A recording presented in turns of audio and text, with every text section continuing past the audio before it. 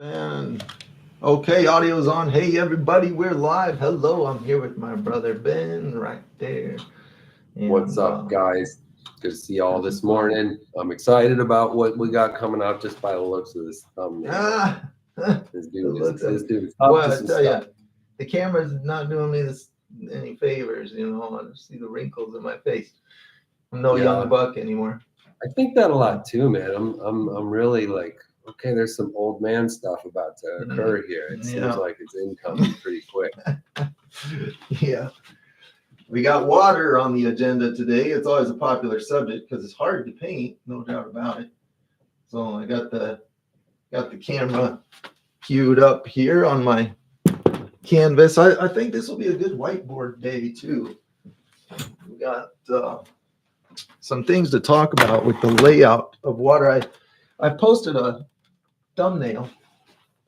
If you saw the thumbnail of this live stream, Yeah, that babbling brook. Yeah, I put that on there. I just put that up this morning.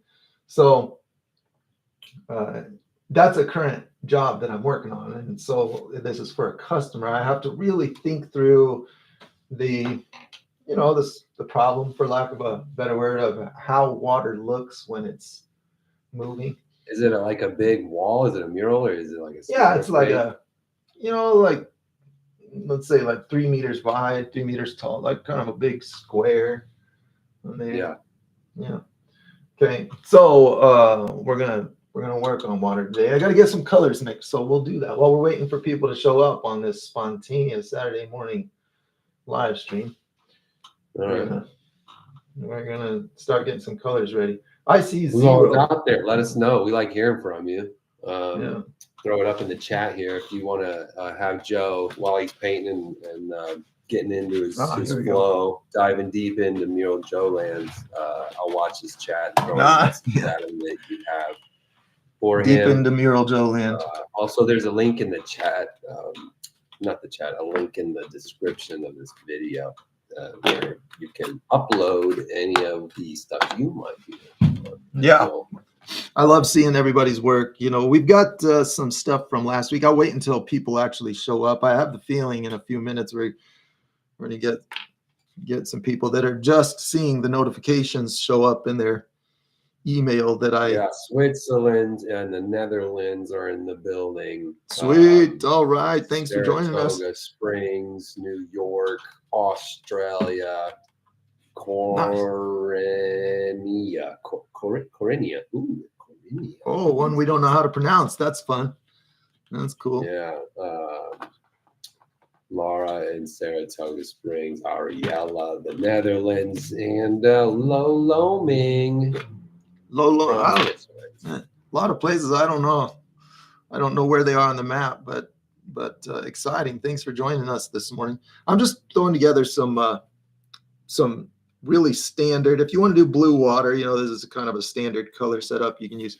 So I'm going to put together a bright color and a dark water, a deep water color and a real illuminated color. So ask questions, throw questions at me while I'm going, because I don't like just, I don't know, saying irrelevant things that aren't helpful. Tactical.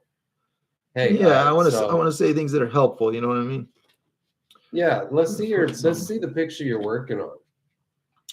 That one, that's on the thumbnail. You mean that river? You mean the one that I put on the thumbnail? You're going to just show us some of the techniques involved in doing that sort of a thing That's right. That's right. I am. Yeah, we're going to paint. I'm going to paint a rushing river water scene. That's what I'm going to do. I'm going to paint water here right now, right before. We're just going to paint it. And so I want to show how, we'll surf the internet for just a brief time, for just a short time. We'll look at what water does in my standard procedure when I'm doing a paid job for a customer. My standard procedure is to do exactly that. I get on the internet and look at hundreds of images so that I can really have the patterns that I'm trying to produce fresh on my mind, because I want to do a good job. And most of the time people are hiring me to do something like Bob Ross. It's like, make me a nice landscape here, but we don't want to just copy someone's photo on the wall. So there's a lot of trying to render a image from imagination. And that, of course, we all know. Nick Cool from Maine says that they're always trying to reimagine the waters, and they struggle. Oh, very good. So okay, yeah. Really excited about right now, you know. Okay, cool. Yeah, I totally relate. That's it. Yeah, it's not an especially simple thing. Okay, so I want to explain the method behind what I'm doing here. One of these is going to be more of a reflection color. So a lot of the time I use a purple in there. It's, you know, maybe this time I won't. It's just meant to be more colorless. Reflection tends to, if you mix a purple with like a turquoise, blue green, it ends up being a very gray violet color, which is just common if there's blue sky reflecting off that water. What you end up with is a loss of color when things reflect, because you're adding to the complete spectrum. Like this white paint has all the colors of the rainbow. That's why it's white. So when we bounce one color off of another, we see both colors. It's essentially getting closer to a white. So my reflection color is going to be very gray. This will just be a standard. It just speeds up the painting process if I pre-mix these things with my wall paints here. So I'll just use this as a reflection color. It's just gray, nothing other than gray on some kind of blue-green water. And if I need to darken it or lighten it, I'll just use my primaries there. This will be my deep water. This will be my illuminated water that is underneath, and then I'll turn it more gray where I want that to surface. And I know that doesn't make perfect sense at the moment, but it will when I'm painting. All right. So we've got deep water. Now let's put some quick access primary colors on the palette here too. No, put some of that. Put some of this black here so we can darken things. We might want. We also got Mavis in the building. We got Jacob. Okay, nice. Nice. We're ready to roll here. Sweet. Okay, here's what I really want to focus on. This is a fun thing. We're all familiar with this shape. Ben, you're over there in California. You know this shape quite well, right? You know what that is? Oh, dude. That is a mystical shape right there. That draws one in like the siren song. Yeah.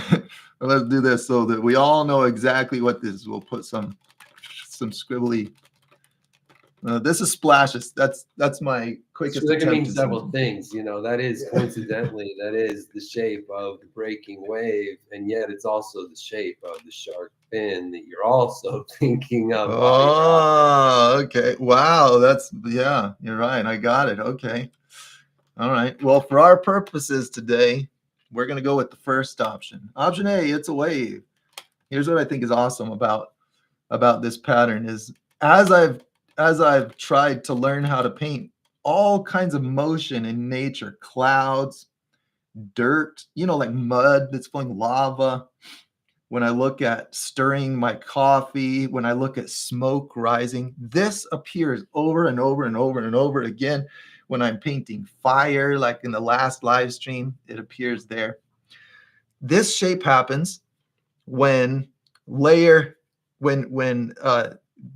this layer, I don't know, you just call it layer A and layer B, because we could flip this all different directions and still get this pattern. So let's just say we have, in this example, we have the top layer that's curling right here. Let's go like this and say, here's our top layer.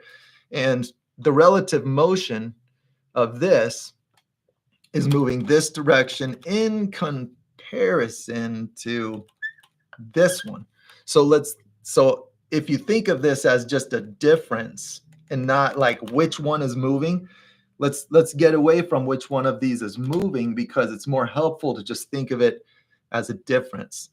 Because when we are looking at a river, let me back up. It's intuitive to see this as a wave rolling in to a beach, right? Here's a beach. Here's a person waiting excitedly. Yay, we've got a wave coming. Splash me. But if we change this to a river, we would have a current. This would be a current down here flowing, and this would be stationary. Right here, it would just stay still, and this wave continues to occur because it's a difference. It's this layer that doesn't have a distinct line. It's just to say at the top, it's beginning to move slower. At the bottom, it's beginning to move well, just opposite directions. Okay, so now here's a good time to go to images and prove this. If we go to, if I take this off of full screen for a moment. Good to see you there. Yeah, you know what, Joe? What I've got here is a handful of flowing water scenes. If you want to have a look at that. Let's check it out. Let's see what you guys did. You grab some images? Perfect. That's perfect. Right. Okay. So then let's look. Looks like you're working on something maybe like this, perhaps. That's right. Yeah. Now blow that image up for me. We can talk about any of these images. Okay. Now let's look at the edges and gradients on this. You can see at the top side of all those white foamy shapes in that water that are the bubbles. It's the bubbles in the water that are tumbling. Now I know instantly which direction that water's flowing. It's flowing toward me. The way I know, I mean, maybe everybody else does too. I'm not trying to say that I'm special because I know. Yeah, that, I know too, Joe. I know too. I know too. I'm not trying to act special. I'm just saying that these are really You're not special, consistent. Joe. Everybody knows it. I realized after I said that, it's like I'm trying to act like I'm this genius because I know which way a river's flowing. You're welcome. Maybe I could get a full-time job identifying the direction that rivers are flowing. That's really needed in the world. That's very necessary. Okay. When you're painting, these patterns are real helpful. So notice the sharp edge. We're going to call it a sharp edge because if you're painting it, you would blend it less. So I'm just, at the top of, let's find any little portion of white foam. And we notice that it has sharp edge and then it blends as it goes downstream like that. And now what this is, I'm going to say nearly identical to is, Ben, why don't you look up for us a sky view of beach waves? Yeah. Let's get a sky view of waves coming in on the beach. Let's see how quick you are. Let's see if you can get it. Because what we're going to see is that edge. I'm going to flip over here while you're doing that. That edge that we were looking at is this curl right here. That's the sharp edge. Okay. And then this, as it flows this direction. How about this, Joe? Or as we go this direction, this is that soft blended edge. So sharp edge is at the curl and the blended edge is at the back. Okay, here we go. Let's look at it. Ben's got some waves coming in. Okay, look at it. We were just looking at the same thing in a river.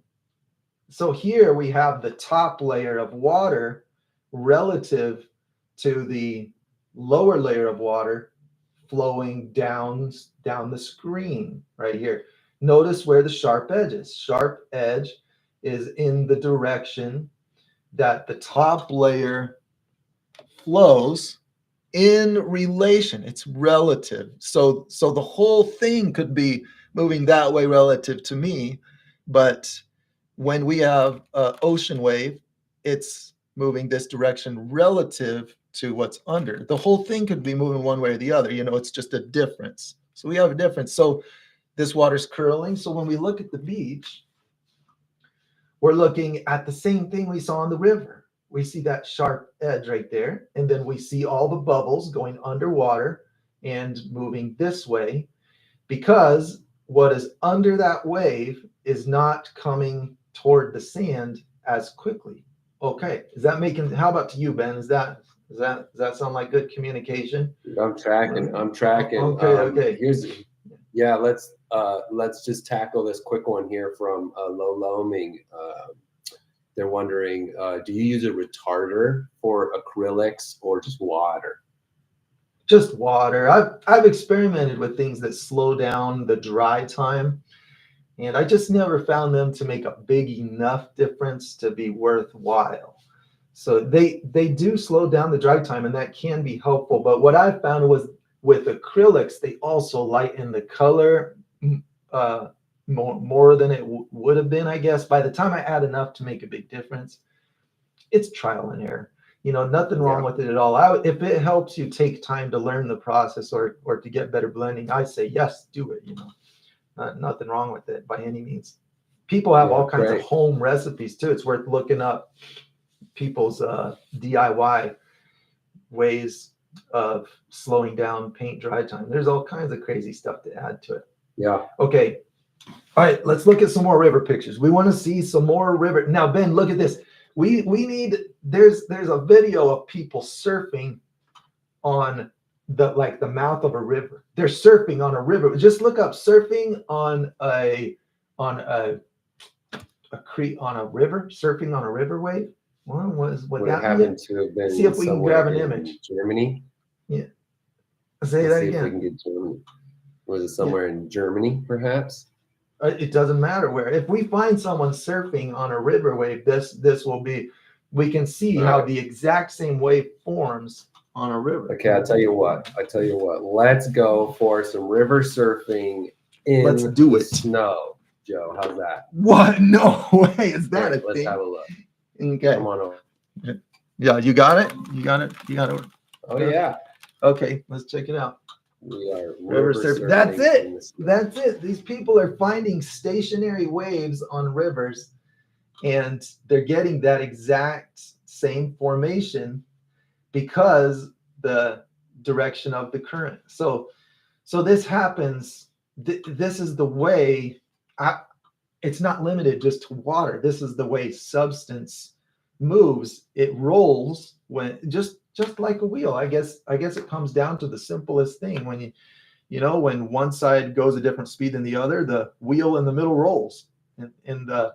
So with the wave, whichever side is moving fastest in any direction, that's the direction that it curls. It's a really a basic concept, but I think the turbulence of nature and in all of its chaos really clouds that distinct pattern. Yeah, so these people, this water, this river is flowing this direction, and this person's surfing the wave, and here's that curl. Here over on the edge, we see that sharp edge of it as it's doing that, and so you can see a lot of examples of this. And here up at the top, this image shows it too. You can see that as that water's coming out of this tunnel and hitting this person's board, you can see the sharp edge of the foam. You can see the curl is going against the river's current. So you could think of the beach. Yeah, here's another one. Perfect example. You see this all the time in rivers. And so this is fun because a still image can fool you sometimes, and you can think that the water's, it seems intuitive to me to think, that curl that I just erased, that the river's going in the direction of that curl, but just the opposite is true. Here's something you never see. You never see a river like this, right? And you never see the water like flowing toward, let's say it's flowing toward me. So I'm going to put some curls in here like this. I'm trying to kind of do it in perspective right here. We got a curl. I'm trying to do my simple ocean wave curls. This is what does not happen. If the water's going this way, you never see the curls like that. It doesn't happen. It goes the opposite way. So this is helpful because it gives us a really quick, easy to reproduce pattern. And it happens all over nature. This controls when we have elliptical shapes in clouds, when we have elliptical shapes in flowing lava mud, like I was saying earlier. Let's paint something so that we're not just talking the whole time. We're going to put some deep water color on this canvas. This is going to be my deep underwater color here. I do find it useful though to be inquisitive initially before starting a thing. Curiosity really is a helpful beginning place for wanting to capture a thing. Yeah. And the time spent, in mural Joe speak, jibber jabbering is healthy. I think initially, you can also just wander around all day canvas with paint and do it that way too, you know, but maybe faster with sketch. Yeah. Or a little research. Right. So here's what I'm going to do is I'm going to kill the intensity a little bit of my deep water color. Because I noticed right away. And Jacob is just now saying, you know, he likes the most when you get into stuff like that. Your main principles, you know, the distilled knowledge, and Mavis agrees. Yeah, sweet. The discussion of patterns on the whiteboard is definitely helpful. Okay, good. Well, I appreciate that affirmation. Thank you. I'm glad to hear that. So now I need two things to tell the same story. I've got the pattern down that I'm going to use. I'm confident about that, but I need the colors that I use to make that pattern to not send a conflicting message. And this can happen a lot when you're trying to render something, is you get one thing spot on, but then, you know, the other part tells a different story. So then you feel like the whole thing has failed when it's not. It's just that you didn't quite get everything telling the same story. So you got to get everything telling the same story. And the story I'm trying to tell is that this is underwater and this is illuminated beneath the surface. So I need some criteria. This has to grow in color saturation comparatively. So I need this. See how it looks a little on the gray side as I put it right next to my deep water color? I need my deep water color to be less saturated. So see how I made it a little more gray? This is going to be more helpful to my cause here. Like this. And we got artist Diana saying hi from Lake Worth, Florida. Hey, all right. Good to have you here, Diana. Thanks for tuning in the building talking about happy accidents. We got Gail Lucas saying hello from south of France. What's up? All right, cool. You know what's interesting, Joe, is why do some places not be called South France? You know, like repeat that for me. I'm not sure what you just said. Why is some places are some places referred to as south of France instead of South France? Oh, we don't really say the south of Dakota. That's true. Yeah, there's a way to say things. Yeah, why is that? And I just learned recently. If it were the south of Dakota, I think I would go there a lot. The south, because it sounds fancier. It just sounds great. Yeah. Sounds like a real experience. Hey, the song "Country Road, Take Me Home to the Place." Okay, so West Virginia. That's referring to the west of Virginia, not the state West Virginia. That's true. Mavis up in here from the central of Arizona. Yeah, that's good. Yeah, well, I don't know why that's the thing. There's just a way people. I'm only going to say that now. I'm not going to say Northern California. I'm going to say the north of California. Yeah. Okay. Cool. All right. So I'm going to explain what I'm doing here real quick. Yeah, let's paint water. What I'm doing is putting a sharper, less blended edge where the curl is tumbling like this. And that is going to send this current toward me. Okay, so this water is flowing toward me because it's a river. Now, if this were a beach, it'd be a different story because we have the opposite relationship between the deeper and the shallower water. Oh, I just remembered something that I wanted to point out. So what really affects what these layers are doing is here. Let's put a couple rocks in here.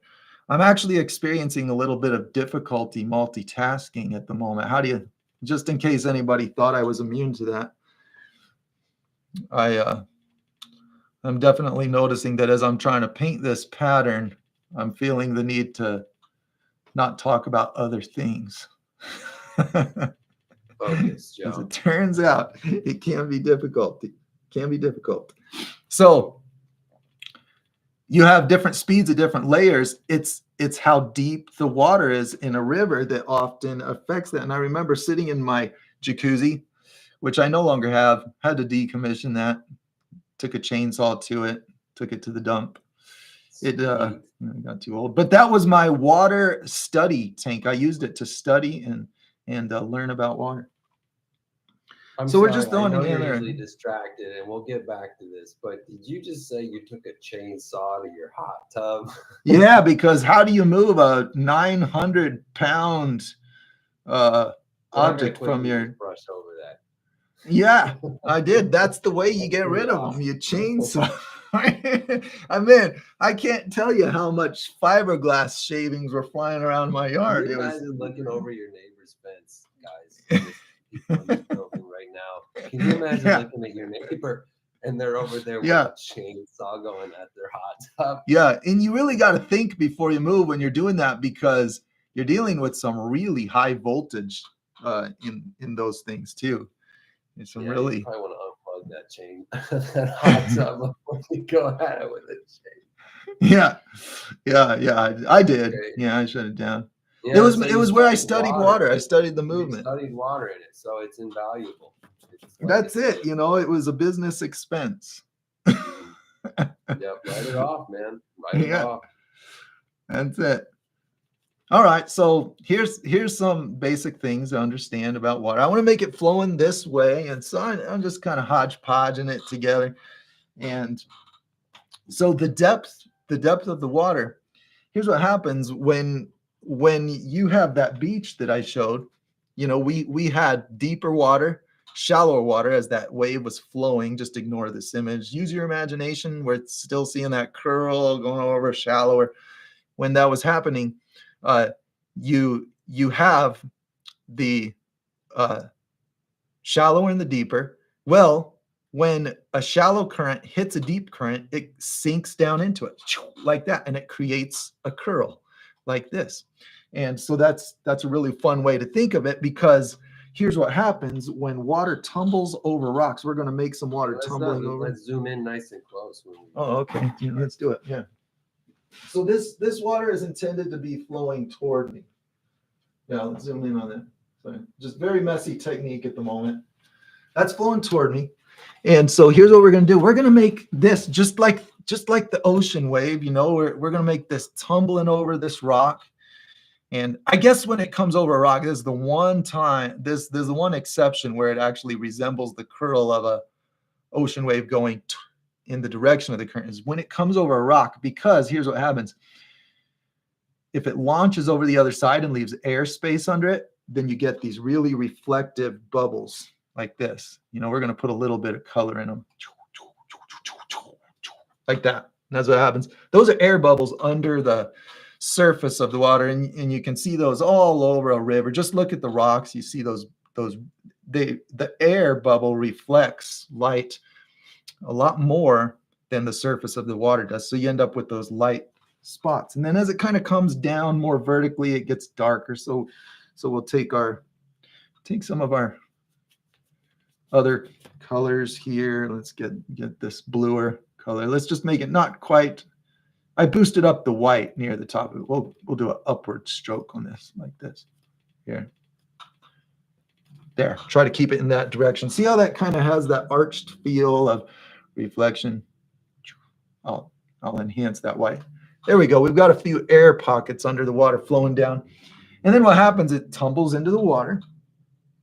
It goes under, and all those bubbles get really colored by this. This is why I mixed that this is my most saturated blue, because when this tumbles under the water, it splashes in, rolls around, and we get all of this kind of turquoise color. So I'll just put that right there at the base, make it get darker as it flows downstream, because it's dissipating. You know, we got less and less of it. We'll just kind of make a loose judgment on where that's going to end up. It's just kind of flowing toward me this way, getting darker.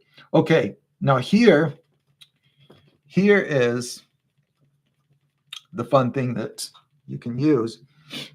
Here we have water that maybe is doing the same thing. So this water, let's say under this water is some rocks. And let's make them visible. So we're going to put rocks under the water where we don't see them. We've got rocks over the water. Well, Well, these formations might be, let's use some orange. That'll be a good color to use in this. Let's take this and go right here. We're going to put a couple rocks under the water, just barely lightening that. Let's put this lighter turquoise like this.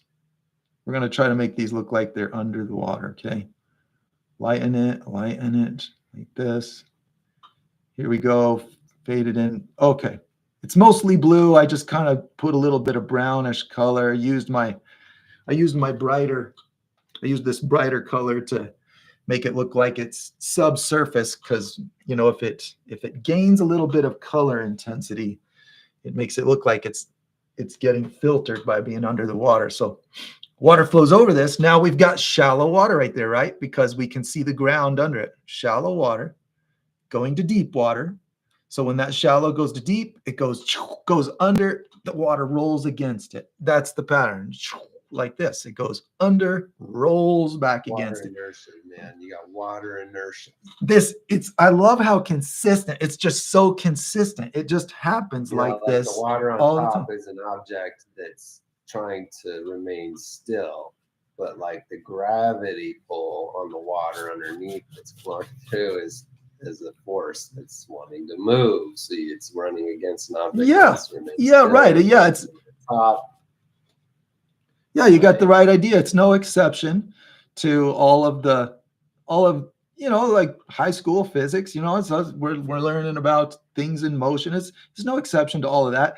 I just think when you watch it tumble, it just feels like chaos. So it's fun to see the order in this. So now I'm going to take. That's very true. Ariella is saying that this is going to be a very useful and interesting lesson. Please go on explaining the theory. Okay, thank you. So they'll watch the replay, Ariella, later. Thank you very much. Okay. Glad you could be with us. All right. So I'm kind of making this one go chaos, down. But it's actually quite orderly. That's what you were saying. That's it. Yeah. It's very orderly. Yeah. So shallow water. And so it tumbles over rocks. And when it goes from shallow to deep, it plunges down under it and makes it roll. Even if there's no air bubbles and white water involved, that's the motion. So you'll see this at like a small level, and you'll see all the way up to giant tidal waves. Yes. So this is just like that beach. This is like the beach. This is like the deep ocean. We're going into the beach. We've got a curl on a wave. So now we've got the river. The underwater is flowing this way while the top is not going as quickly. So it comes the opposite direction. From the shallow to the deep, drops under, and then the deep water is tumbling as it gets spun by that current moving under it.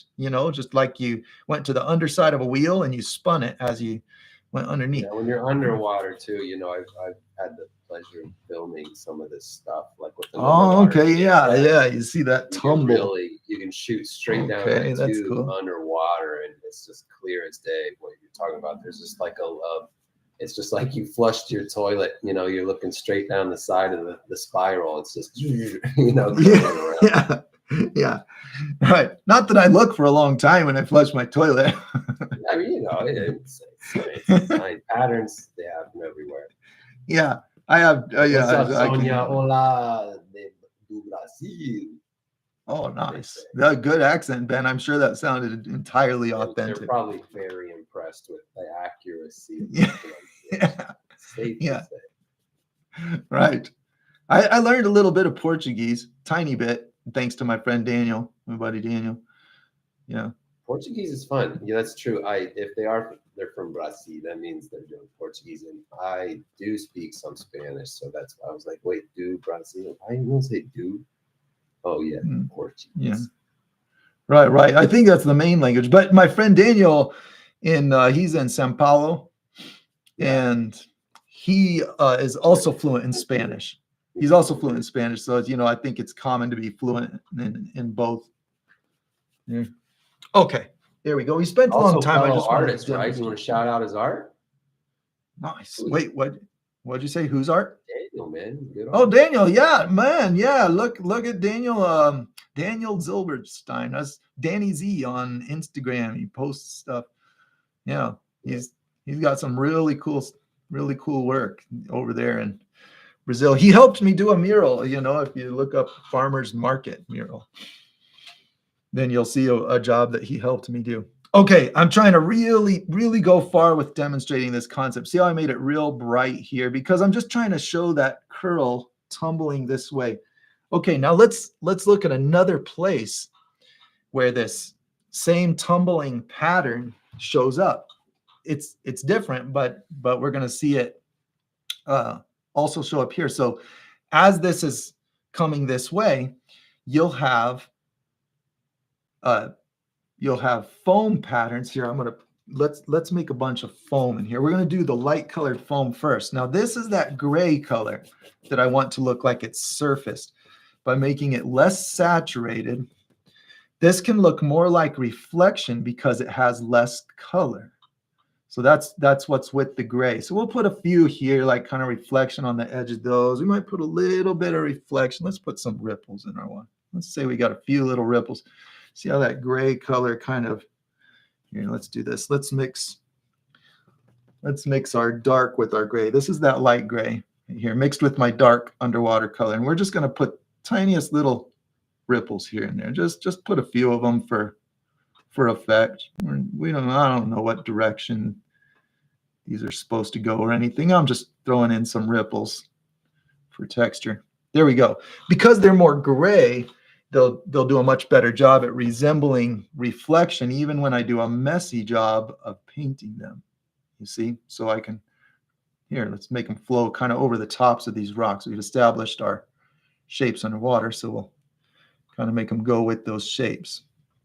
See how that resembles reflection very quickly because of the gray color. So that's important. That causes it to look like it's not subsurface. It's that deep color saturation that looks subsurface. Let me show you how intensely we could exaggerate this for fun. Let's get this color right here. Look at this. Phthalo green, one of the best colors ever. I love this color and magenta. These two colors, magenta, phthalo green, they both are real similar to me being like Dude, it's been suggested they call him Magenta Joe. I love it. Man, I love it. But if someone asked me my favorite color, I would go with the phthalo green. You know, magenta, okay. The concept of magenta. You heard it here first, guys. Newsflash, his favorite color. When you mix it with white, you know. Okay, see how intense that is? But look, what's fun about this is we can take that really intense color. This gains intensity. There's a specific pattern. This is a translucent shift, translucent glow. As it gets lighter, it gains color and moves toward yellow. So on a rainbow, this is more blue. So blue, green, yellow, right? So we went from blue to more green. So it moves toward yellow. It also got more colorful, meaning less gray, and it's lighter. So when all three of those things happen in like at a similar rate, then what we have is a translucent glow, and we can use that in here to make these, to really enhance these. And I don't know that this is going to be a good fit for this picture, but look how nice. We want this tumbling underwater and getting illuminated. This is a way to do it right here. Put it in here, put it in here. This is where it's going under the water and getting illuminated. So far. And then we're going to go like this. We're going to blend the dark underwater color into it gradually. You see? So this makes that light foam plunge deep into the water and look like it's subsurface. So that's explaining why I chose my three colors. This is my subsurface illuminated glow color, and I'm blending it. Let's make less and less as we go this way. Yeah, Farah is loving the rocks too. They look great. Okay, thank you. I'm glad to hear that. Go this way. Now my other color I chose to be more saturated is looking it's kind of falling short. You know, I'm gonna increase the saturation on that a little bit. Let's go down here. Let's boost this up a little. It got jealous. We're gonna put that in there. We're gonna add some white. Get on in there, man. That deep water color needs to be so much less Actually, you could do this effect to just a very tiny degree, you know, because you could convert an image to almost colorless, and you'd still, if you can see those color differences, this pattern will still work, even at real small differences. Okay, so I just kind of boosted that up because I got inspired working with this real bright one. But we're going to put some brighter color in there. We'll blend it this way, blend this one in like this. We're just using our most saturated bright green color to look like that's the white water that's beneath the surface, right? It's beneath the surface. And then we're going to move back to what I was talking about, where we're going to make foam with the same, we've got to name this pattern. Nobody, I haven't found anybody that is identifying and naming this pattern. Maybe those of you who are more versed in higher education or physics can help me with that. But where can we find this pattern being named of the rolling pattern where the water tumbles and it makes this curl? Because that's what we're trying to use here. Okay, I went too extreme. See how going super extreme with it wasn't a great move. So we got to tame it down a little bit so that it looks like it's happening in the same universe, like this. All right, there we go. We've got our tumble happening now. What we're going to do is put foam across the surface. We're going to use this light gray right here. So now we're taking that light color and using gray with it. That's going to look like it's surfaced because it's doing the opposite of what this one did.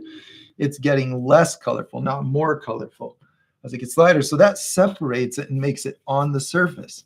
Now here's the fun part.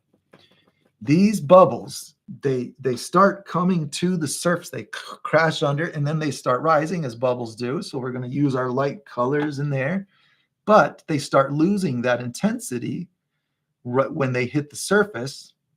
They don't have that intense hue anymore. So these are still under the water. They're rising up. They went down, they rose up.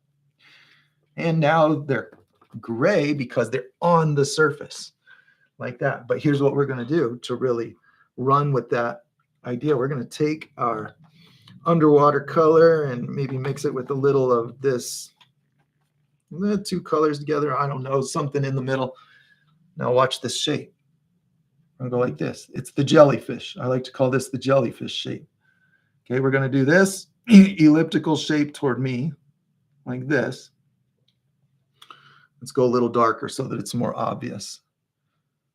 Okay, now you can see this shape behind ocean waves. When you look from the sky, Ben, while I'm doing this, it'd be good if you don't mind trying to find me a picture. Again, ocean wave from the sky. We'll look at the foam left in the trail of the crashing wave, and we'll see this shape.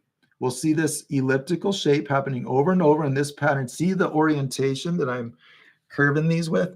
I curve it this way. And then I give it like I put a little tail in the middle to make it kind of merge with the other shapes. That's why I call it the jellyfish shape, because it kind of merges here. They connect. See, I kind of put a tail in the middle of the ellipse, you know, just a little bit like this. Let's spin it out this way. So this is that same rolling pattern, because what's rolling? This ellipse is the wave all over again. On the edge of one of these little patterns, these points, is a curling wave all over again. It's the middle flowing with less resistance. Then the edges are smaller. They get pulled back by the current. So we have this roll pattern again. Just like smoke, when I make fire or smoke tumbling, the edges of it start to roll. And, you know, we've seen like cartoonized versions of that. All right, let's look at it. Ben's got an image for us. Yeah, exactly. Do you see the jellyfish? Do you see the curves pointing upward on the screen? You see that? Jellyfish is a good word for it. That's funny. Yeah, it's the jellyfish shape. Yeah, and that happens.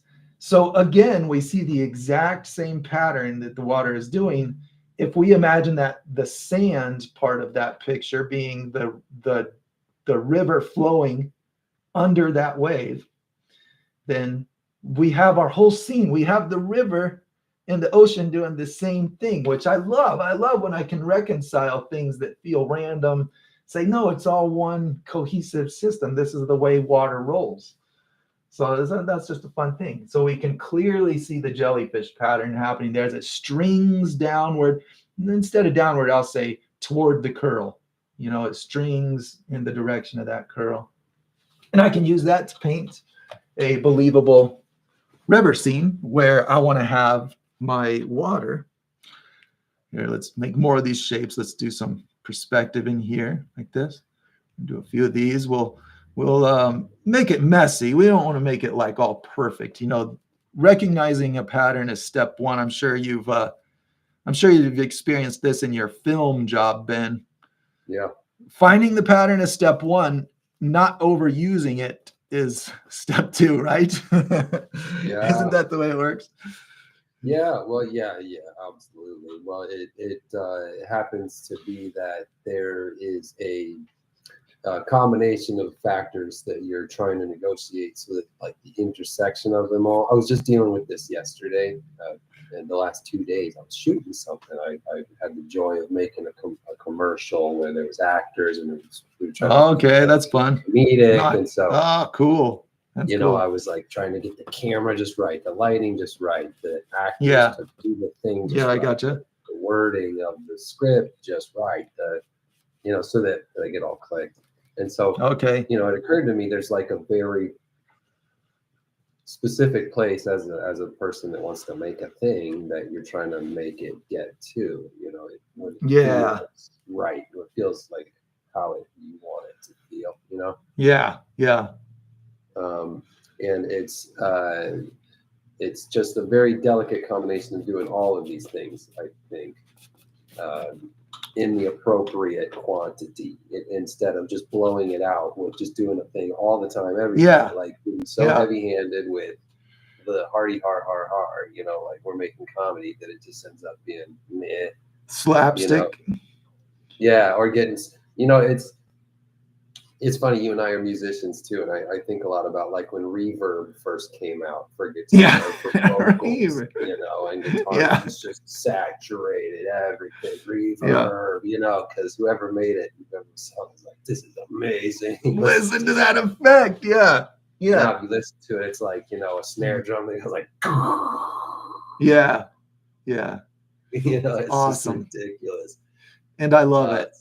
So it's fun. Yeah, it's fun to just go over the top, but it leaves no room for any sort of, it takes me to the 80s. I got 80s in my head right now as you're talking. It just becomes monochromatic. That's the issue. You head towards monochromatic. Right. It can be overdone, and I've overdone purple. And I've realized, been real excited what magenta. People were calling me Magenta Joe. I've realized how awesome the effect is when you kind of spice up that atmosphere effect using purple and magenta and I've done it to such an extreme. I'm like, wow, it really affected the vibe of the whole picture. Yeah. It's when it's powerful, man. It's very sensitive. Yeah. Okay, you guys get the point here. So I'm making this really flow toward me, and it's starting to fan out this way. It has that sense of motion to it because I've got water, flowing and coming down here under this, tumbling over, just like we were talking about. So this is something that happens a lot. But what I did, what's kind of inconsistent. Here's a more subtle pattern that could be improved on this, is imagining what speed the water's coming in at. So this is going to come in at probably a slower speed because it had to ramp over a rock. So right here, and this is a common thing, is to see these. So of this kind of pointed shape would more likely happen behind a rock. So that curl, in order to make this feel a little more believable, I'm going to bring this curl right up here toward the backside of the rock, because this is moving at a faster speed, pushing that curl to a further point. This is happening at a slower speed, letting that curl happen at a higher point. You know what I mean? So I'm going to take this, and to make this feel more lifelike, I'm going to change the location of these curls. like this right here. You know, this was a lapse of judgment. I I strayed away from the natural pattern. Now you can see it in my work. I was wondering why that looked kind of funny, and it just hit me. Well, So you here know, we I gotta go. tell you, Joe, this water does look like it's moving pretty fast and churning quite a bit. All right, nice. I'm happy to hear that. Yeah. Good, thank you. Thanks, brother. And then you know, keeps digging dropped in to say that you know you're a great artist. They love your work. Blah, blah, blah. I love the way you said. Thanks. Thanks for reading that out loud, Ben. Sorry, keeps digging. I had to, but he appreciates it. Hey, thank you very much. I appreciate that. Very kind compliment. Thank you. Okay, there we go. You see, so now I'm just trying to pay attention to the water speeds while I'm doing this, because this is just a common thing to see is where it kind of comes over this valley, moving faster, pushing it back, and then it hugs up against the backside of rocks. So I could put that on all these rocks. I could put this tumbling water. Let's just do a quick impression of some white water that's at the front of this curl. We'll add some pure white to that, like this. Add some white water. This, make it hug the backside of that rock. This is where water's moving slow because it's going down instead of in the direction of the current. Going down, dropping off the rock, you know. And if it's not dropping off the top of the rock, then maybe we don't need that. Maybe we just barely have it coming in from the edge. Okay, so now we've made current that's coming toward me, right?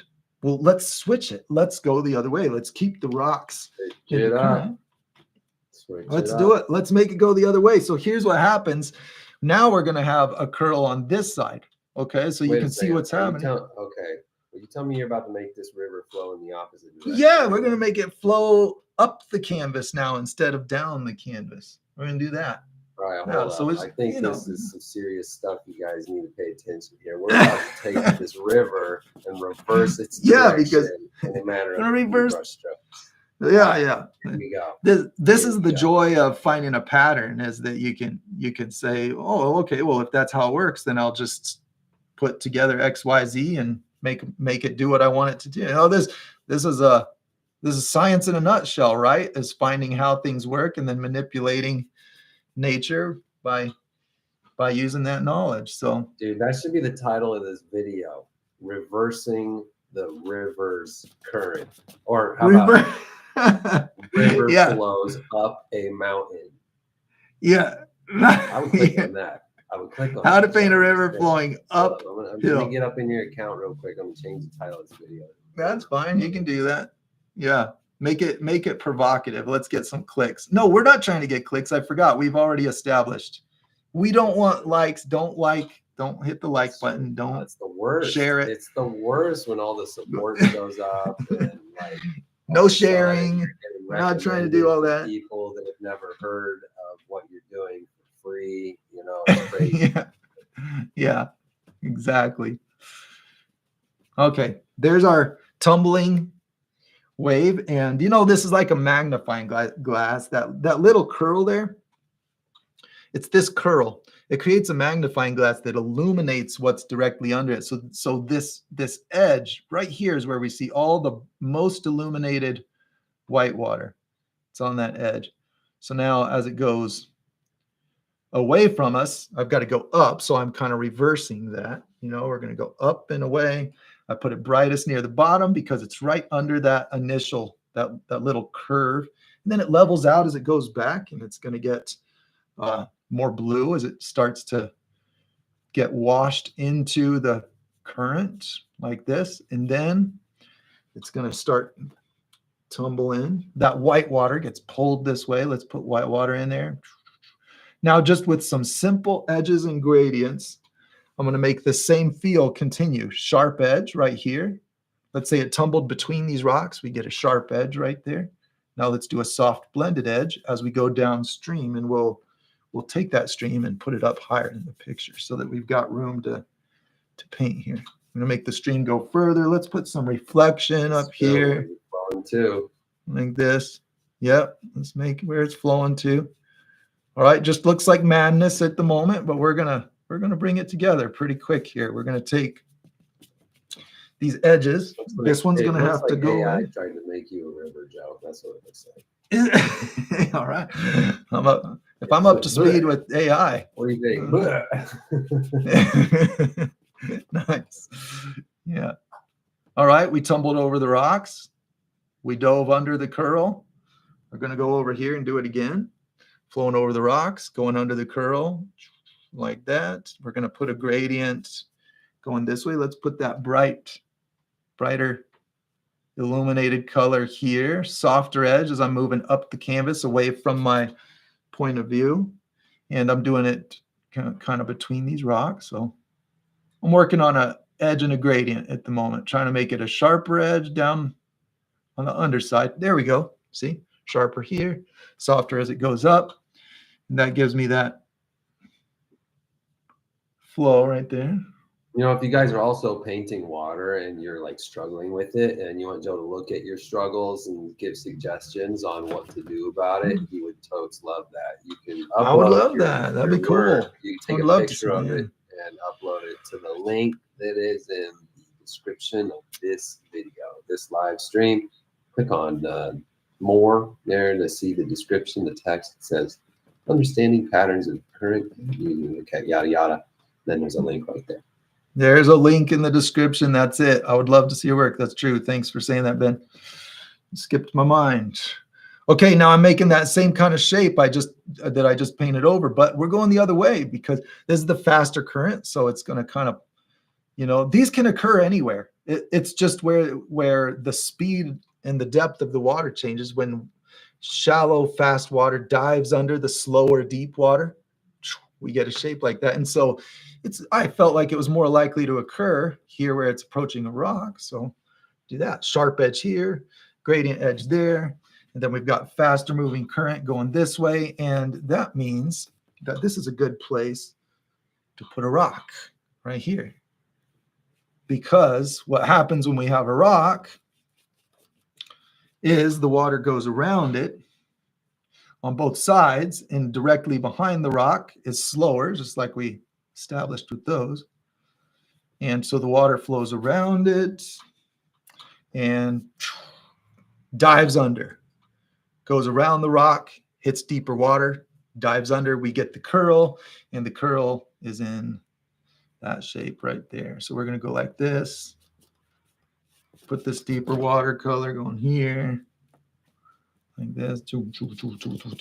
Let's put some underwater objects. Let's put some orange, a little bit of this phthalo green in there, add white to it. We're going to illuminate some underwater by giving it a more colorful green brown, maybe. There we go. Yeah. Put some more algae covered formations under the water. We don't want to make them too bright because we don't want them to look like they're above the surface. We're just going to take that color. There we are. There, see how that goes right under the water? Here we go. Shallow water, deeper water, makes the curl. We have a pattern like that. Yeah, it's looking awesome. Cornelia says, looks great. Primo. Thank you. Thank you. Wendy. Primo Wendy. Love that name. Is going to paint along with this, man. This is rad. Nice. Okay. I'm happy to hear that. All right. I'm going to make some foam on the surface just for effect. We're going to put faster, right? We've established, you know, we're just imagining a scene. This is moving faster. This is moving slower. So I'm going to put my jellyfish in. Okay. We're going to put the surface cruising along. All right. And we're going to put some foam in here. I'm just making a ellipse shape on the surface like that. Going like this. All right. Okay. There's my jellyfish shape, but here's what I'm going to do to make that shape look like it's really following this. I'm going to bend the edges down a lot more extremely. Well, it's kind of hitting the edge of this shape here, but I'll really curl them this way, like this. You know what I mean? Like we're going to curl it in there like that. But then when we get here, we'll make them more stretched out. Let's see if we can actually pull this off. curl this way. There. See the direction of that jellyfish? Going this way, because this spot is slower, this spot's faster. That's what it is. I'm never going to look at jellyfish the same way again. Dude, they're meant to tell us something about the way water works. That's what they do. Patterns. The jellies are doing it. The water's doing it. The tributaries are doing it. There. The little squishies in the sand that get carved out after the wave pulls out. That's it, yeah. Gourds. Here's how, you know, if you put your jellyfish patterns in there, and, you know, they start out looking real rudimentary, simple. What's the word for like overly simplified? What you do is you tackle it from negative space and positive space both. You start painting your light colored fundamentals patterns. Yeah, and then what you can do with this, see how I really stretched them in these like between rock zones, because that's where it speeds up. Yeah, so do these jellies real quick, and while you're doing it, tell Loming about perspective and how you're achieving that in this painting. Oh yeah, right. Yeah, okay, that's good. It's great topic to bring up. Perspective has become like it's automated for me, so I don't have to think about it while I'm painting, and that's a good goal to reach for. Trying to get to where you no longer have to think about perspective, so that you can think about the shape of jellyfish, you know, is a real helpful thing. But here's how you get there. You just drill it into yourself, do practice boards, and understand that shapes down low are stretched this way, and shapes up here are smashed this way. So there's a distortion that happens on the surface of the water. Things are getting smashed. It's not just smaller. So when you think of like perspective you learn in high school, you know, you've got a road and a horizon, and this can be misleading. I'm not calling it wrong, but you know, things get smaller as they go up. But what we have to understand is while they get smaller, this direction, as it approaches the horizon, think of the horizon as a magnet that's just smashing. So if this were railroad tracks, then I'm not going to just make these closer together. I'm going to make them exponentially closer together. As it gets up to this zone here, they're going to get so close. So the rate of change in closeness of railroad ties is not the same rate of change as the overall size, right? So it smashes this way. So if you just think of this as a crushing magnet, and as things get close to it, they start flattening it. And likewise, as they come down, I can be real stretched out with all my shapes down here, and then I really scrunch them together. That's it. That's the basic principle. And so you just get to where you're so familiar. Mavis is curious to see how the lines you're choosing for the shape of your jellyfish are supporting the perspective that you're doing there. Okay, good. Yeah. Well, I really stretched them out liberally here is what I did. And now I'm trying to make the edges not so perfect. You know what I mean? I'm trying to make these edges on them by filling in the dark spaces in between. I'm trying to cause these to feel more organic. So I paint the foam streaks, then I paint the space in between the foam strands. You know, I do it from both sides. I don't know what to call that, but from the inside, from the in between. And you know, when I first put it together, it tends to feel contrived and unnatural. See, you have these smooth brush strokes. They really stand out like a sore thumb. But then when I come in here and just paint that spot in the middle of it and then get it from this side, see how it organifies my shape? There we go. See, now it doesn't feel so contrived and unnatural. And so you can keep going with that concept to get things to look a little more organic, you know, a little more flowing. Because the pattern's true. You can trust the pattern. You didn't do the pattern wrong. All right. There we go. We've got foam tumbling downstream. We're going to start putting some other some other formations in here. Let's start working with that perspective. Let's put some river rocks up in here like this. Let's do some little highlights of rocks. How are we doing on work handed in? Anybody sending work in? I saw. Well, we got some people that are painting along. Oh, nice. Okay, perfect. That's great. That's fun. A little bit. Oh, well, let's go. In the middle of their work there, we've got some stuff that was sent in before this live stream. Oh, nice. That's good. Yeah, we're going to look at that. Yeah. Reminder, if you guys want us to look at anything, if you want Joe to look at anything you're doing, there's a link in the description of this video. I'll upload it there. Ben can give his opinion too. What's going to happen, he's going to feel like he's a little out of bounds if he starts telling you how to paint it. Truth is, he could, because Ben has artistic talent that he just doesn't take the liberty to show off. He actually has quite an artistic mind, just took it in the direction of the camera. Yeah. And, well, we've covered this, Joe. You and I have an interesting discussion on YouTube as well. There's a video where we sort out the relationship between us. And interestingly, I grew up with a very talented older brother named Joe that was always better than me at anything art. So I ended up in my early years not really flexing that muscle as confidently, Sure. In my adulthood, it's a blessing for sure to be doing. Do you really think that I was better, or do you think I would tend to think that I was fostering it 24 hours? You know what I mean?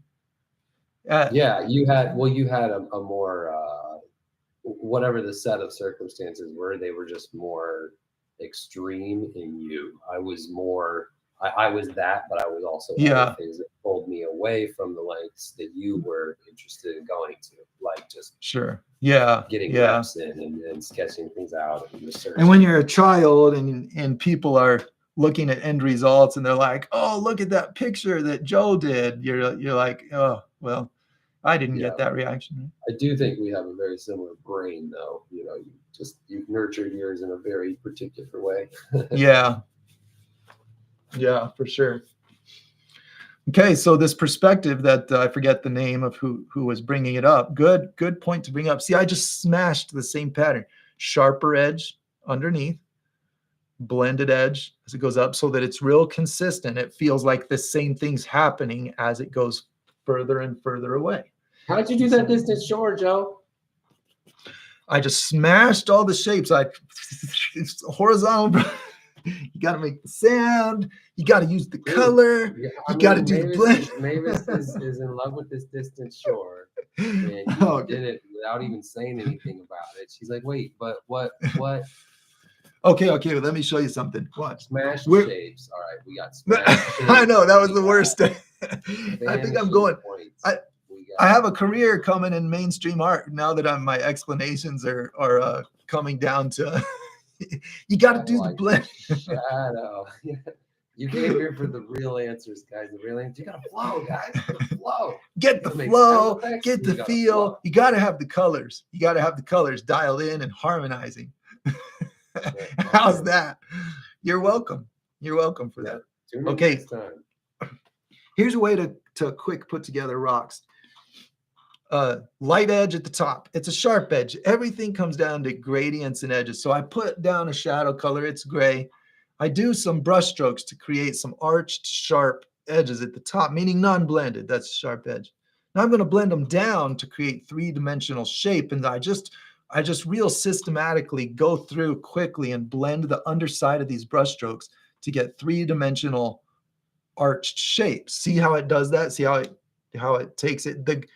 The gradient edge relationship is extremely powerful. It is an extremely powerful tool.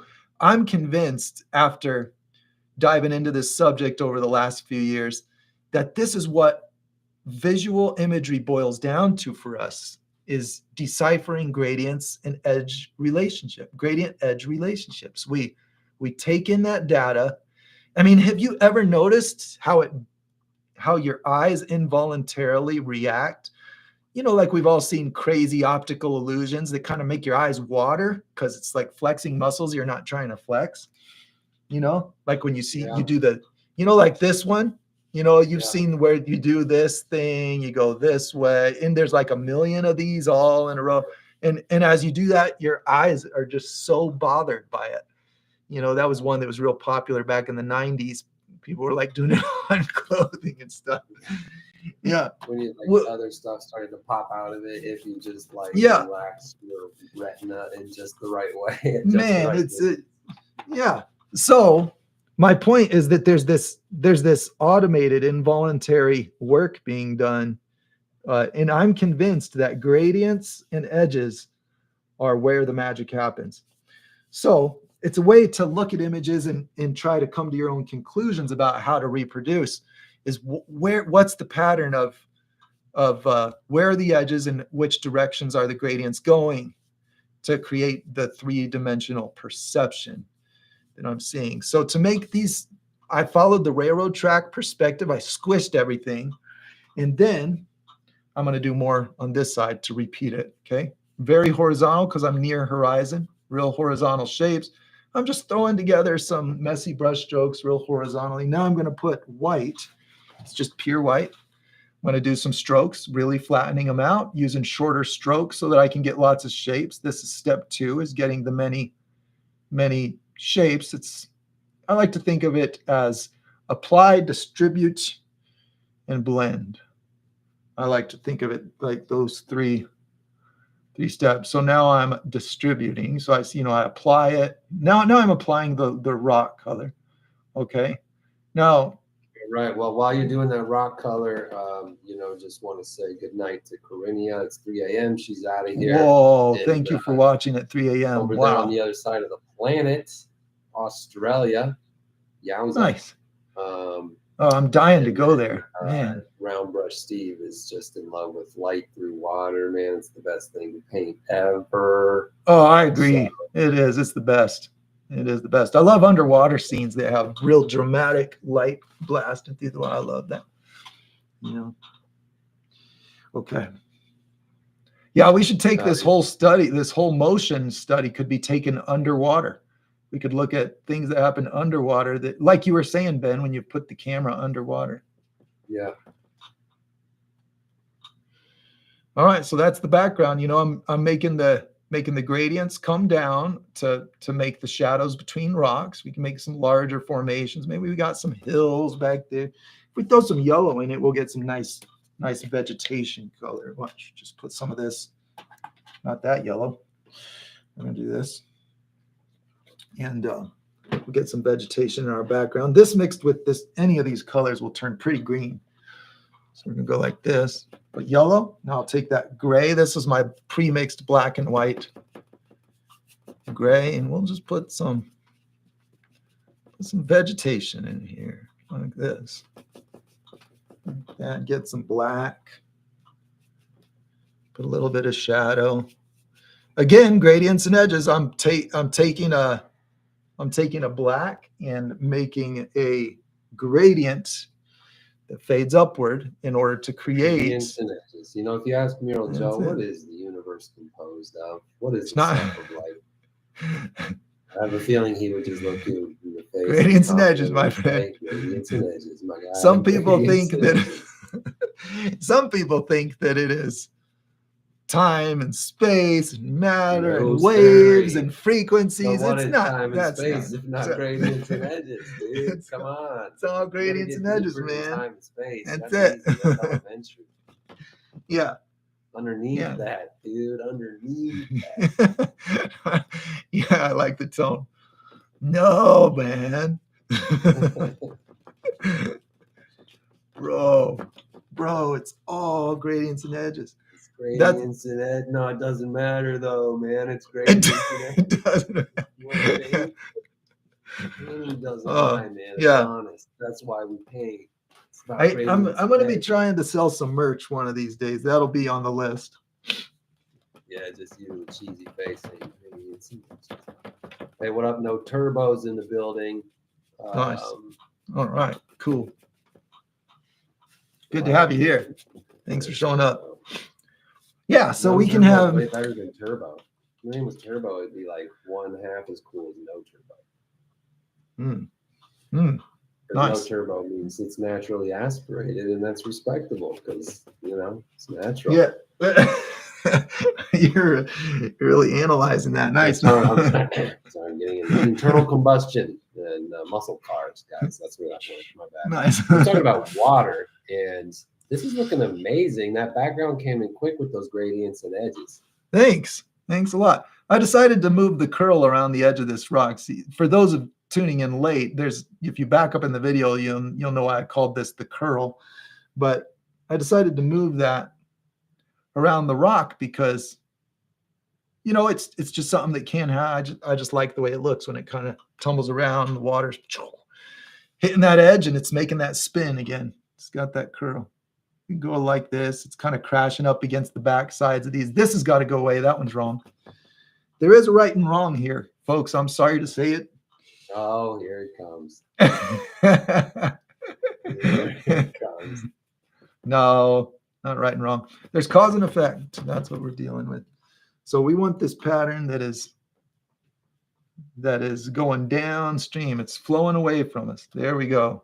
We're going to darken that. We're going to take away that little waterfall that was on the edge. We're going to keep that little bit of water that's tumbling. It's coming to a slow as it hits the edge. Like that. Curls a little bit. Get a little bit of light. Get a little bit of light down here. Base of the curl. See how the light at the base has this very watery look? It's that magnifying glass effect. That curve on the tops magnifies light concentrates light on the bubbles that are under the water. Like that. But we don't want bright. For those who just showed up, there's a link in the description of this video. You can send your pictures of your work there if you paint anything. If you want Joe to look at it. I'd love to see it. Yeah, it's time to do that. It's time to look at work. On the spotlight on screen here.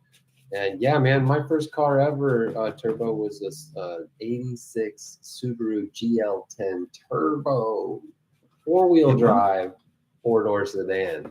That's right, man. Subaru. Really? Turbo. I love them. Anyways, I didn't know that. To settle that. You remember that thing? Like a silvery blue? Oh, I didn't remember that car. Subaru? Yeah. It had a button on the stick shift, like a missile launcher, just a red button on top of the stick shift. Yeah. With a 4-wheel drive button right there. You could just bloop in your sedan. It was built like a Honda Accord. Oh, it was 4-wheel drive. Yeah, wow. I love those things.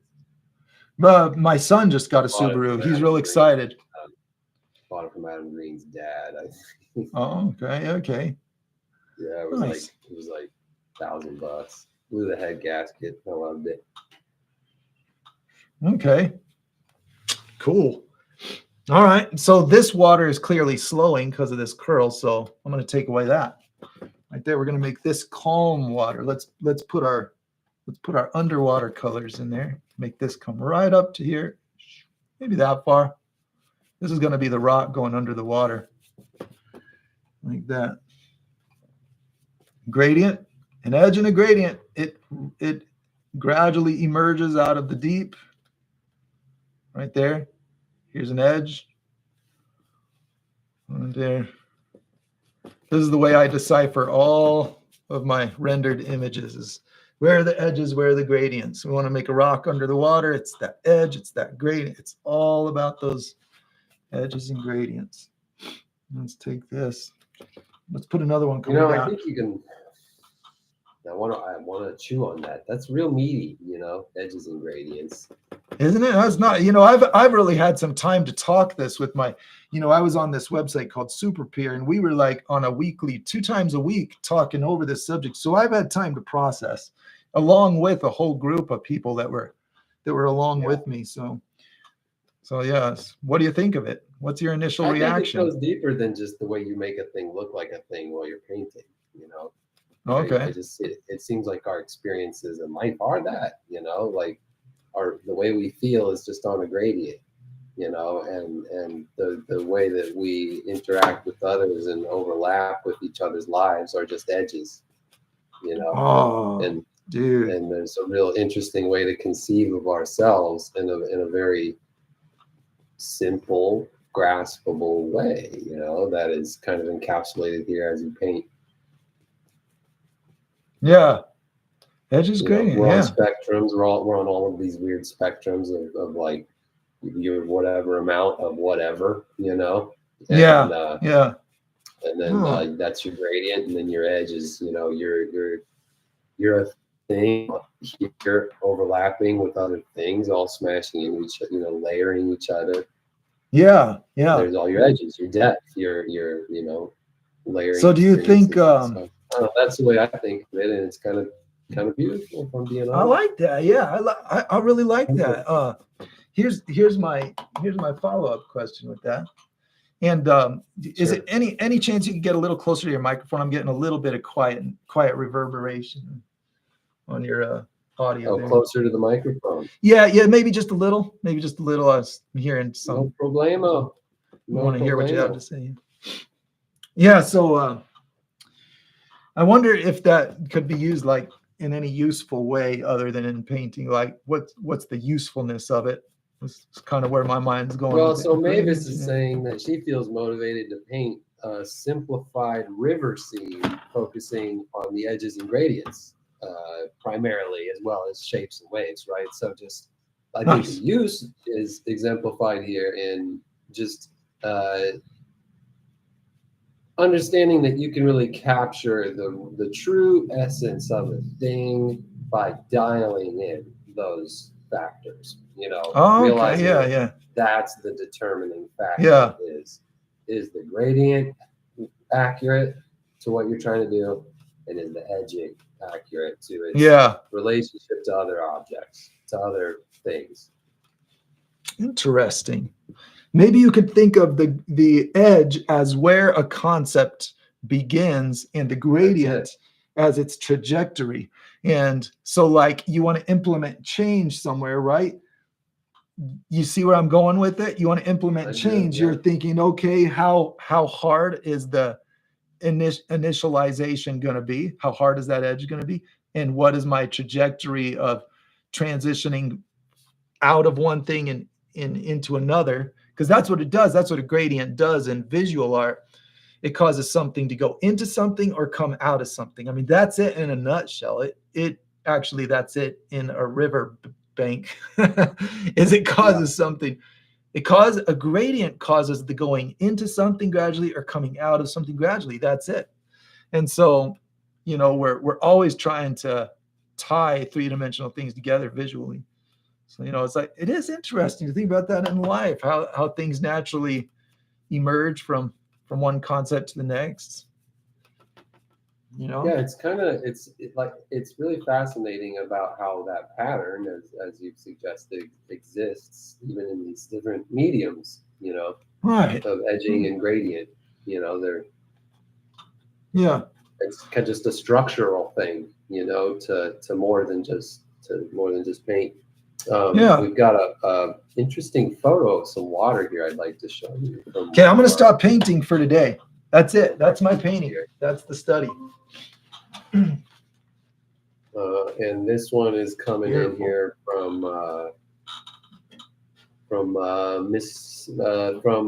No Turbo. Nice. I like it. Oh yeah, that's cool. I like that. Yeah. We can see that white water tumbling over. Nice perspective in the back. Yeah. You got things flattening out. Yeah, this feels like we're really standing back, looking at it. And so that could be that same perspective concept could be implemented here. Not saying you have to, but it could be where you really take some of the foreground and stretch it like I did those railroad tracks. And the more you do that, what you're controlling. There's no what it should be or shouldn't be. What you're controlling with that is how close you are to your foreground, because I could crop this whole image here, right? I could make this all one image, and then my foreground starts at some distance. It doesn't start at my feet. But this kind of has the feeling of looking right down at my ankles, the way this is staged. It's like I'm looking right down at my ankles. So the more you make that difference of flattened to stretched, this creates how wide of an angle you've got. It's how far to your peripheral. Turbo says this is oil, you know, they're learning and they're excited to be learning, and I think that's helpful. Well, you're doing great work. Yeah, keep it up. That's really nice. I'm looking up here at a larger monitor, seeing it on that screen. That's really good. Turbo, nice work. Thanks for sharing this. I like your sky gradient. That's nice too. Yeah, Mavis loves the colors. I think colors are cool too. You know, it's like saturated. Yeah. I'm a sucker for saturated. I like saturated. Yeah. I realized in my development, I'm like, man, I'm not into like, you know, moody undersaturation or like stylish black and white. You know, I want colors. I like colors. Yeah. Nice job. The foam detail I see in this one middle part of the painting. I really like how that foam is nice. I like how that looks. Cool. We've also got some other things up here. Let's have a look at. Here's some work that came in earlier. This is like I had Christina did this, and this she tried to put this in last week. Had some trouble, so I threw it in there. So this is some really great line work. That's cool. I like it. I'm looking up at my screen here. It's brighter. Yeah, man, so cool. I love the. I'm going to call it whimsical. Cool. Maybe that's not the right term, but I love how you warped some of the perspective lines to give it a feel. That's really good, man. I like those lines. So nice. And look at the size. I love how this is just a small. That feels to me like it could be a very large picture, but then you look and I can see your finger just holding it. You know, it's just a little picture. Awesome. Yeah, I love the whimsical feel of that. Yeah, and perspective is, you know, I put several in there. You can kind of scroll through these things at your. What's up? No, there's Joe Ross. Is that working? Yeah, man, the perspective is great. Consciousness of perspective is a very tricky thing. So I can see you're getting a lot of amazing perspective practice. Man, the practice pays off trying to just consciously control every aspect, not because art needs to be that way, but because of the skill you develop. Whimsical. Mavis is loving the shadows. It's so good. Yeah, really good. Nice work. Did you working more on your burning bush, Joe? Hardly any. I just did a tiny bit. You saw pretty much the current version of it. You know, it's down here on the floor. It's not hard for me to put it up on camera real quick. The burning bush. I'm gonna. Sorry, I'm right by the microphone. That's probably loud. Yeah, there it is. That's it. I remember where we left off. I was getting the input of the leg, trying to get the twist to look more natural of the body. That's where I left off. So I still have yet to fine tune that, but that was really good input for me, is getting the posture to look like a natural twist. So, you know, I got to refine this left edge of the cloak and the skin tone. Oh man, the longer I look, the longer the list gets. Dude, I love the shape that you've created on the bush with the way the flame is wrapping around the like bundles of bush on the bottom. Oh, thanks. You know, it's like you can really just feel the flame cupping the bush. Yeah. Well, Ben, you know what that around the bush, you know like that gives it a lot of shape. It's cool. You know what we call that shape? Cupping. It's the jellyfish. It's the jellyfish. Look at it. Look at it, man. It's the jellyfish. The flame jellyfish, dude. It's everywhere. Yeah, and look, you can find the curl. Same curl I'm using on the. Yeah. The world jellyfish is everywhere. It's everywhere. The jellies. Look, I used that same method on my water. Okay, let's look at the water to get. Oh, where'd I put it? Hang on. Okay, I was doing the water. No, this is like understanding movement in nature. Okay, see how I've got these curved lines on my foam? Yep. Okay, I did that with the fire because the fire is moving up my canvas and it curls down. It's just fire has, then all I have to, you know, once I have that basic pattern understood, now I'm looking for what's different about fire. It has some different behaviors because it's very lightweight and very fast moving. And so yeah, it's like the pulling of an element through space, just like the slow here's my pulling of the curls. fire upward or the slow pulling of the water backward. Yeah. Fire has a little different behavior where it can have more erratic straight lines involved with it because it's so lightweight and what do you call it, subject to being rapidly, with just the smallest current of wind, rapidly changed. So you end up with more extreme sudden changes. So I included corners and sharp turns, and then I put those two things together, gradients and edges. This gives me 3D looking flames, which was in the last, anybody that wants to watch the last live stream, you'll see I did the gradients and edges to make it look more 3D, talked through that. And then you can see that I have it going, I have my fast moving path, and then I have it curling away in general, curling away from that fast, same kind of idea. And then that pattern all together ends up leaving jellyfish. They're all this, it all is one system, man. It's all one system. Jellyfish, gradients, and edges. All the same thing, man. They're just running the program, man. It's everything. It's a simulation, man. It's a simulation. We've cracked the code. We found it. Oh my goodness. Simulation. Yeah. What does that even mean? Simulation. I think it's good to be open-minded with these things. What it means is that it matches the criteria for a simulation. It doesn't mean that you fully understand where it came from, why it was made, where it's going. It doesn't assume to know any of that. It's just saying, hey, this has the trademarks of a program that someone writes. And who's this? Okay, so let's be diplomatic. Maybe it's just a different way of explaining the same phenomenon of there's something going on here that's kind of related to something going on in another way that we don't know about, that we can't perceive. Yeah. That's like what most people would say is plausible, regardless of their particular way of defining all the things. Anyways, we're painting. Yeah, but it's what are we talking about? Simulations. I don't know. Well, because it started with the jellyfish conspiracy. Oh, okay. Well, Roundbrush Steve says there's a theory that what you're seeing is no different than a game, only that what you see is rendered. Everything behind your head isn't there.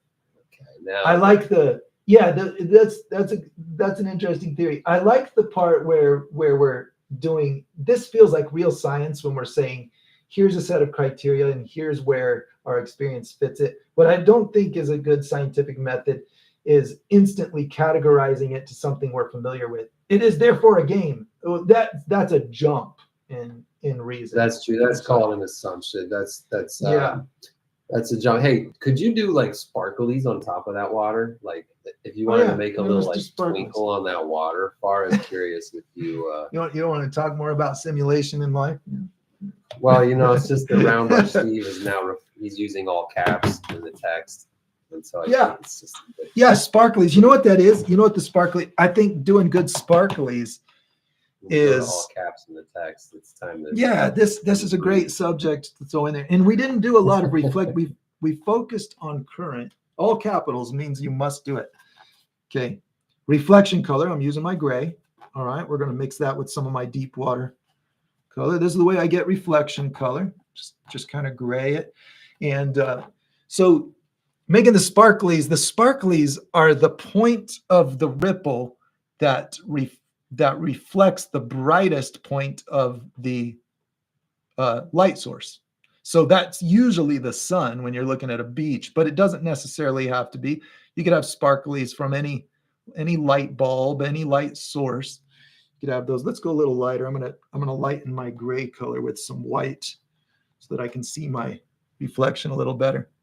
Okay, so we're trying to put this in here. You can really see the current flow better when you don't have a lot of reflection on the stream, so I kind of left it out. But for this, this will be a good opportunity to demonstrate. We'll put a few waves. We're gonna make these get further apart as they come downstream. So we just got a few little ones in here, right? We just have little ripples that are showing up here and there like this. We got this shape. they get closer together and more squished as we go up to the background. So we're going to take that shape. These are not the sparklies. I know you're saying, I know you're thinking, no, that's not what I mean by sparklies. Yeah, because these are not the sparklies. What these are going to do is let me decide where my waves are, where my ripples are. And then I use that to decide where to put sparklies, you know?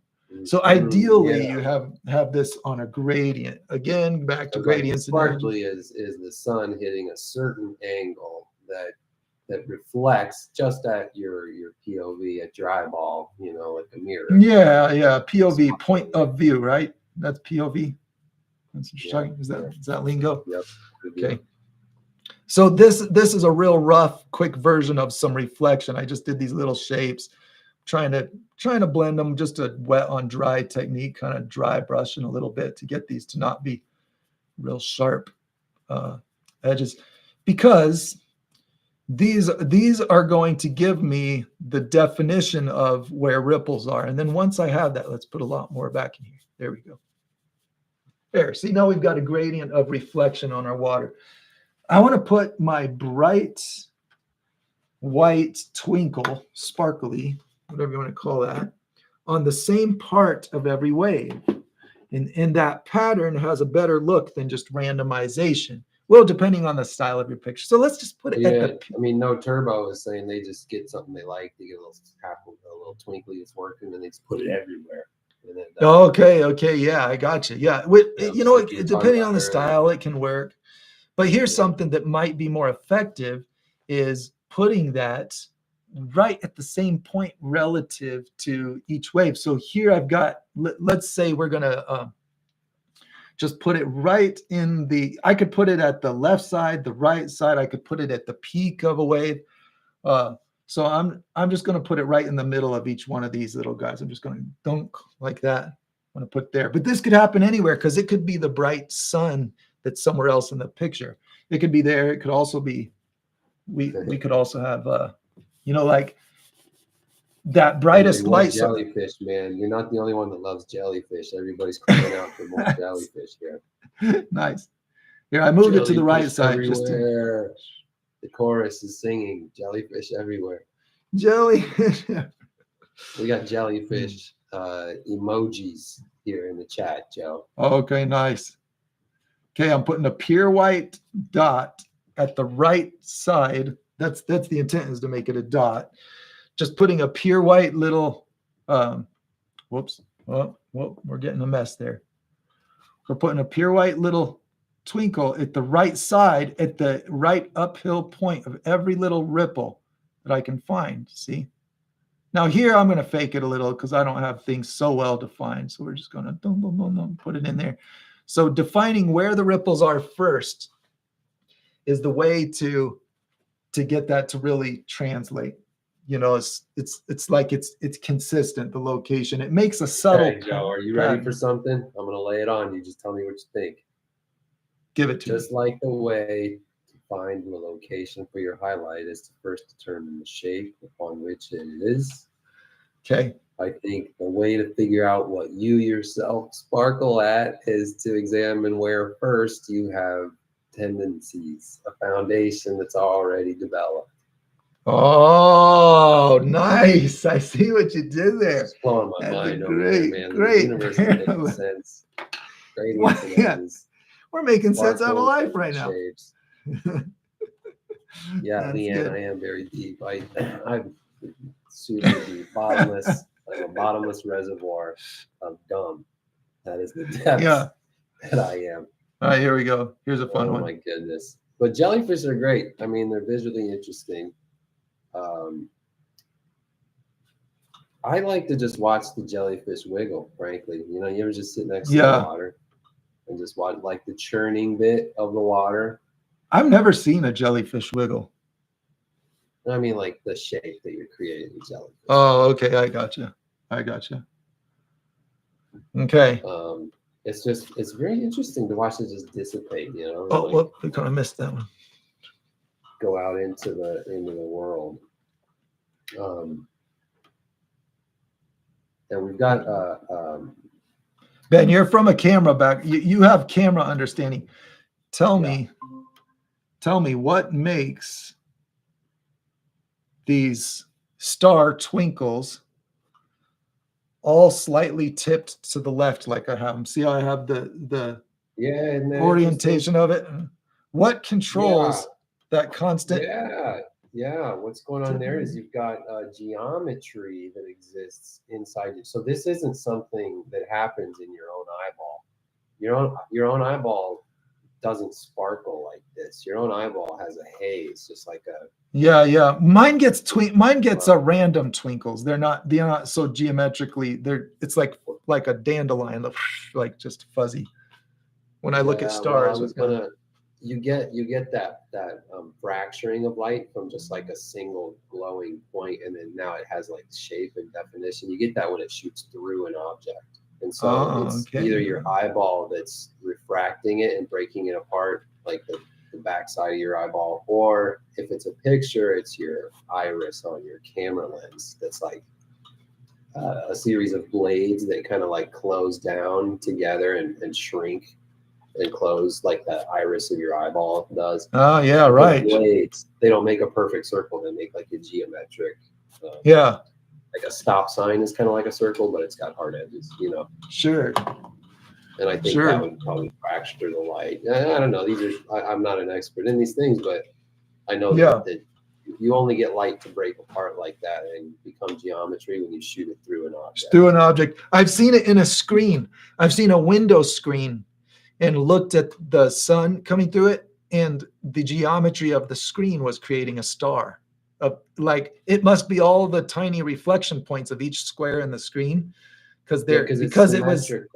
The geometry is always identical from star to star to star to star. That's how you know that it's the perceiver of the highlight that is creating that star, because it's identical every single one.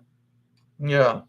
Because the little highlights are individual, right? They're infinitely individual. Why would they all twinkle with the exact same angle of geometry?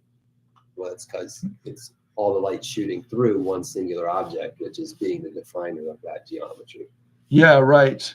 It's really just kind of a poetic way of talking about the way we see the world, Joe. Really is. It really is. You're welcome. Again, you're welcome for that. Yeah, we're on so. Yeah, really are. You know what I think this picture needs before we wrap this up? Did we miss anybody's amazing work to look at? Did we miss anything? We did. Check this out. We need a little choo. You need a little boom. You need a noise. There you go. Boom. Permitted. Let's check it out. Oh, nice. I know who that is. Oh man, I know that nose and freckles anywhere. This came in from Leslie Carter. The famous Morgan Freeman. I can see that. That's cool. Can we get the whole face there? Is that the image That's the image. Okay. So it's work in progress. Nice. Yeah. Like that. Nice. Good reflection, skin tone colors. Beautiful work on that. Nice. That is very good.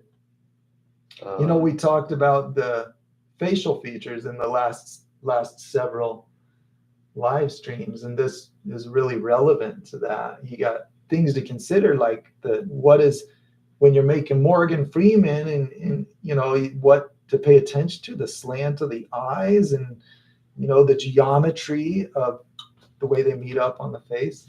You really captured the likeness. Yeah, so this is not the whole painting. This is just their here. So Leslie, what the work thank you for showing us Morgan Freeman's eyes. It's work in progress. That's good, and I like that. Great. That's the part that's being worked. I'm sure the rest of it is awesome too. Hey, I want to point out it's cool that all we see the eyes and we instantly know who it is. How's that for good light? That's true. Hey, testament. That's right, Leslie. You great work. Reflection color. Okay, here's the thing. In general, reflection color is more gray because it combines multiple colors, making something closer to a white. And we can see that on Morgan Freeman's side of the head. Beautiful reflection color. We don't need to know the source color. When it's more gray, it kind of instantly has that feel, like my water. just a grayer color instantly feels like reflection. Yeah, and then good job there. We've also got some water that we're gonna pee. Okay, nice. So here's beautiful water. I like those waves. A lot of good perspective applied there. That's and cool. whoever submitted this pipe up here, you know, you can. Who is this? AJ. Oh, okay, very nice. Yeah, great color. This is that illuminated translucent glow. That's the pattern. Very well executed in that, and it makes it intense when you have a dark painting to work with. So it allows no turbo. That's some more no turbo waves. This scene. No turbo. That's funny. I think we've got a username out there that is turbo, and then one that's no turbo. I think I've seen both things. You know? I wonder if there's a twin turbo or.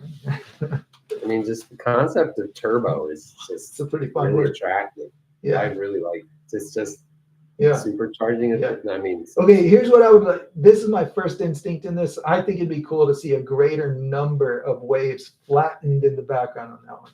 That's what I think would make the perspective more captivating on this.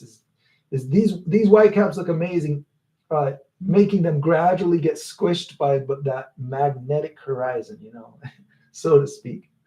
Squish them. I think that'd be cool. This beautiful illuminated looking dark water. That's great.